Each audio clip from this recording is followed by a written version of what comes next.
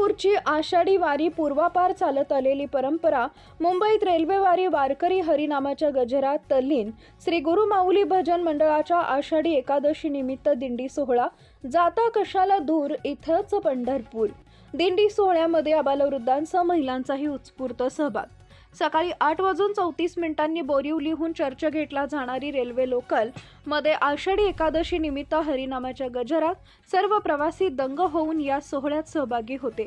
मुंबई हीच कर्मभूमी असलेल्या चाकरमान्यांना नोकरीमुळे पंढरपुरास जाता येणं शक्य नसल्यास आपली कर्मभूमीच पंढरी मानून हा सोहळा नेहमी प्रवास करण्यात येणाऱ्या लोकल रेल्वे सेवेत पार पडला.